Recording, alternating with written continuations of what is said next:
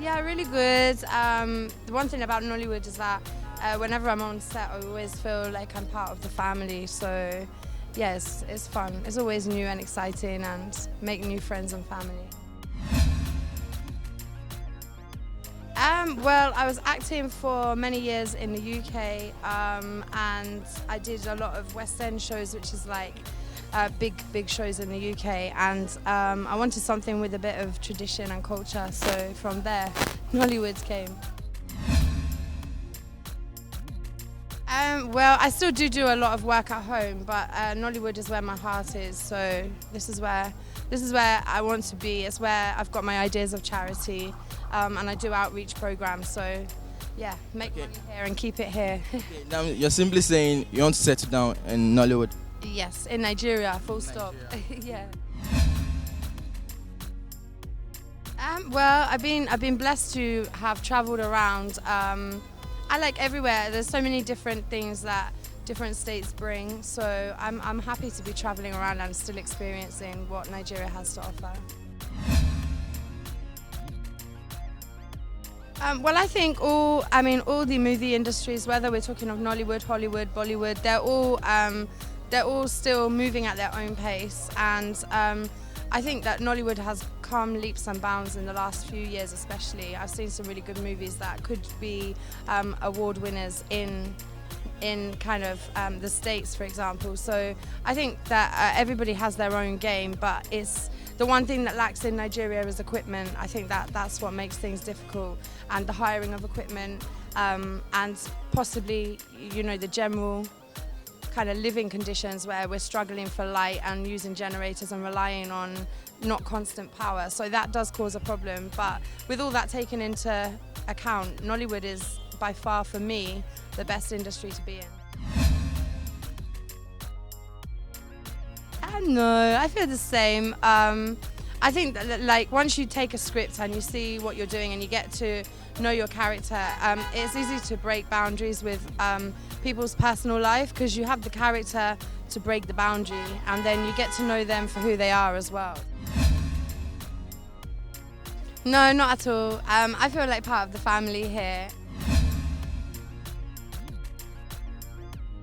Yes, watch this space. I'm very much single as I am like this. Okay. So I have actually been through a Nigerian relationship before, which unfortunately didn't last, but that's all life, isn't it? So by and by, and yeah, you never know. There's lots of handsome guys here in Nigeria. Wait. Me, I know if it date Oyinbo. Okay. I know if it, I beg. Like, Why? No. I mean, I no go carry last, I beg.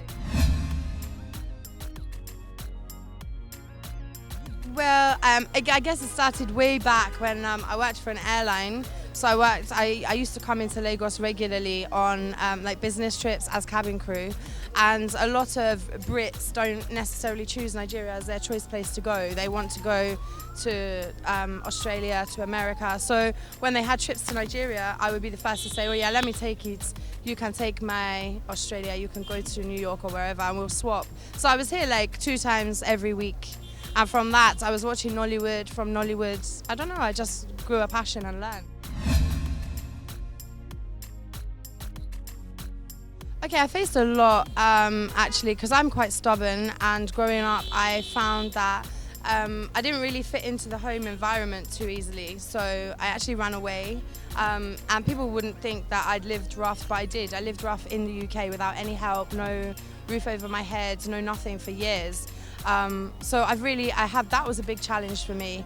And then also being overweight, as kids are, that was always a challenge as well growing up. But instead of shying away from it, I embraced what makes me be the way I am, and it's food. I love food and I'm passionate about food, and I will not deny it. If you offer me food, I will eat it.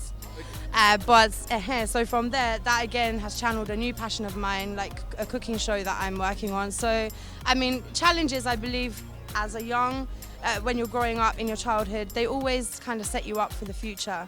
So it's not a negative thing that we go through challenges. Hey, Ogawa, if you ask me now, as I did like this, Nana, I fit eat ewa going with some better local breads where they sweat.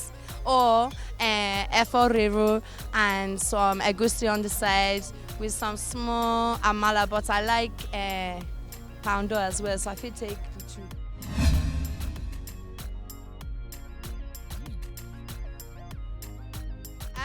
Well, each to their own. I mean, me, I'm a Christian, and therefore, according to, if I was to be really, really strict with my religion, then it would have been something that, you know, me as an individual, I wouldn't have done before marriage. However, I think nowadays people need to realize that sex is something that you shouldn't just do, and it needs to be well thought of, it needs to be well protected, not only from disease but unplanned pregnancies and things like that. I believe that, you know, if you're adult enough and you're ready and that's what you and your partner agree, then fair enough, but equally I respect people that want to wait until they're married.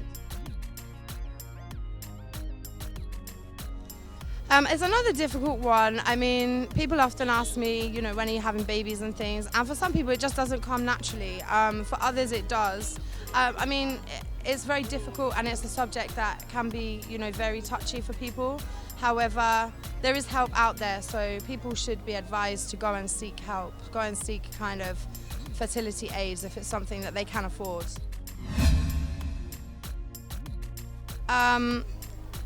Well, it's a very kind of personal question, but I learned to try and forgive everybody because everybody has their own kind of reasons behind things, and you don't always live in somebody else's environment and understand what they're going through at that time, which is why they make that decision. So I believe everybody has a right to their own decisions.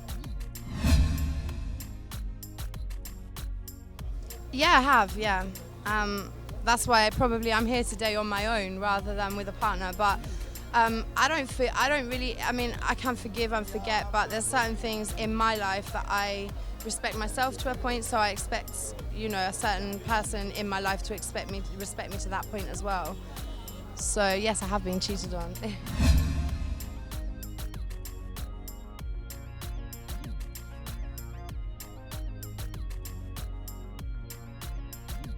I know, you know why? Because in life, everybody has so many different attributes to their personality, and it's not until you get to see them in a raw state, not just on the scene, but behind the scenes as well, until you're put in a situation where you eat together, you sit together, you kind of live together for a certain point. So, I mean, my Mr. Perfect look-wise could be like this, and my Mr. Perfect personality-wise could be like that, but true, none of them are perfect. So I like to take people on who they are. To me, money's not important. If we love each other, we'll make money together. If we love each other, then we'll make it work. It doesn't matter. And girls are too materialistic these days. I don't think that was your question, but they are too materialistic. You shouldn't be looking at a guy for what's in his pockets or what he has got today. You should look at and invest in his future, that you're going to grow together.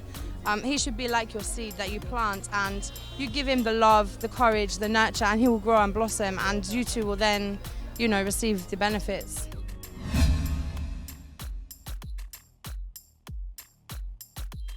Why not now? I go just teach him one or two things. Okay, you have to make it clear to me now. One or two things like what? Okay, well, I don't tell you say I no be small pikin again, so I go, if na younger person, I mean, no wahala. I go carry him along, we go learn together. Well, is there an age limit to how you can and can't date? Yeah, I just want to know. Are you asking me out? Shady see.